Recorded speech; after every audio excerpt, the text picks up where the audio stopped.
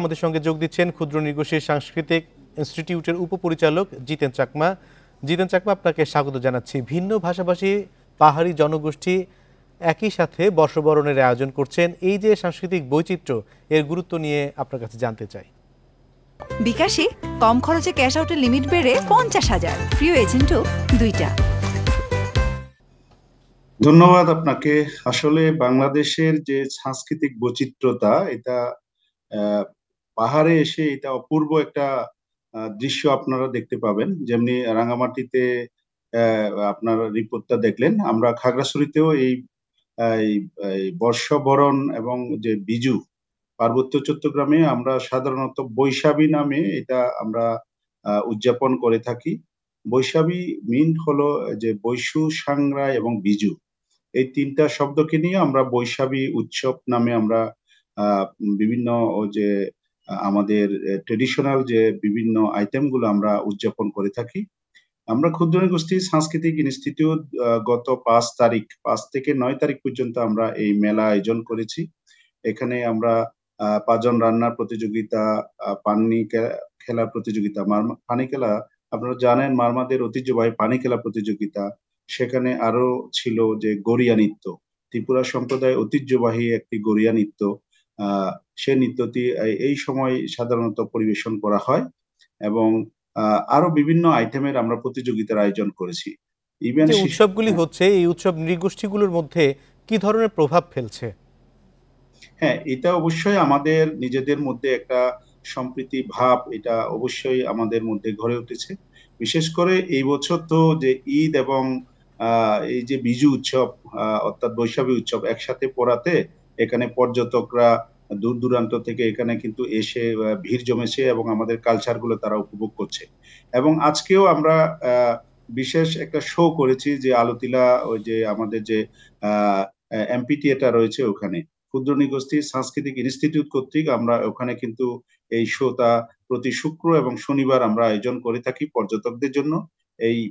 এবারে কিন্তু আমরা ঈদ এবং বৈশাখী উৎসব উপলক্ষে আমরা আজকেও আমরা শোটা করেছি এবং আগামীকালও করব। এই যে সাংস্কৃতিক বৈচিত্র্য, এটি টিকিয়ে রাখতে আপনার পরামর্শ কি?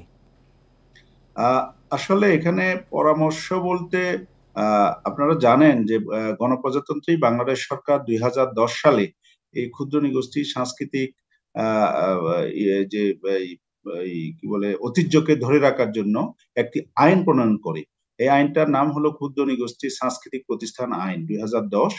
এই আইনের কাঠামো বলে এখনো কিন্তু বাংলাদেশে, সারা বাংলাদেশে 10টি ক্ষুদ্র নৃগোষ্ঠী সাংস্কৃতিক ইনস্টিটিউট একাডেমি প্রতিষ্ঠা লাভ করেছে এবং এই ইনস্টিটিউট গুলোর মধ্য দিয়ে আমরা কিন্তু এই ধরনের সাংস্কৃতিক ঐতিহ্যগুলো চর্চা, লালন এবং সংরক্ষণ করে যাচ্ছি।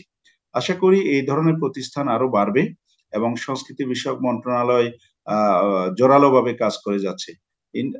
আরেকটা বলবো যে আপনি জানেন, হয়তো ইতিমধ্যে জেনেছেন, যে গত 3 তারিখ আমাদের সংস্কৃতি বিষয়ক মাননীয় প্রতিমন্ত্রী মহোদয় রাঙ্গামাটিতে এসে এই বিজু মেলাটা উদ্বোধন করে গেছেন এবং সেখানে উনি যে আমাদের যে পাহাড়ের বর্ণিল এবং রঙিন সংস্কৃতি থেকে অভিভূত হয়েছেন বলে আমি বিশ্বাস করি। আরেকটা বিষয় একটু জানতে চাই, আমরা আধুনিকায়ন, বিশ্বায়নের প্রভাব সব জায়গায় দেখতে পাই, যে আমাদের আদি সংস্কৃতি অনেক জায়গায় বিলুপ্ত হয়ে যাচ্ছে, কিন্তু পাহাড়ের আপনাদের এই যে বর্ষবরণের আয়োজনটি, এটি কি দিনে দিনে ব্যাপকতা বাড়ছে না কমছে? অবশ্যই বাড়ছে। কারণটা হলো যে আমাদের কিছু কিছু যে একদম মানে যে গ্রামীণ যে সংস্কৃতি অথবা আমাদের যে আদি সংস্কৃতি, এগুলো কিন্তু এই সময় চর্চা করা হয়। আপনি দেখবেন যে আমাদের চাকমাদের মধ্যে একটা খেলা আছে, তুমরু খেলা। এটা হলো যে গ্রামের যে বৌদ্ধ আছে তারা কিন্তু তান্ত্রিকতার মাধ্যমে এই খেলাটা প্রদর্শন করে। এগুলো কিন্তু এখনো গ্রাম অঞ্চলে কিন্তু এগুলো এই বিজয় সময় চর্চা করে থাকে। আরেকটা বিষয় হলো বলি খেলা। বলি খেলাটা অলমোস্ট এটা চিটাগাং অঞ্চলের একটা মানে খুবই জনপ্রিয় খেলা এবং এই বিজু উপলক্ষে কিন্তু অনেক বলি খেলা আয়োজন করা হয়ে থাকে। তাছাড়াও আরেকটা বিষয় আপনারা জানবেন যে প্রত্যেকটি সম্প্রদায়ের নিজস্ব কতগুলো খেলাধুলা রয়েছে। এখন কিন্তু আপনি যদি আসেন দেখবেন পানখিয়া পাড়াতে এখন যে ধ খেলা মারমাদের জন্য, এবং চাকমারা বলে এটা ঘিলে খেলা। হ্যাঁ, ত্রিপুরারও তাদের একটা নাম আছে। এই খেলাগুলো কিন্তু এই সময় চর্চা করা হয়, এবং এটা কিন্তু অনেক সৌন্দর্য। চাইবো যে আপনাদের এই সংস্কৃতি আরো উত্তরোত্তর বৃদ্ধি করুক এবং বাংলাদেশের এই সংস্কৃতির আয়োজনের যেই সুনাম সেটি সারা পৃথিবীতে আরো ছড়িয়ে পড়ুক এবং বিদেশ থেকেও পর্যটকরা যেন আরো ব্যাপকভাবে আসে এবং দেশের পর্যটকরা তো আছেনই। জিতেন চাকমা, আপনাকে অনেক ধন্যবাদ আমাদেরকে সময় দেওয়ার জন্য।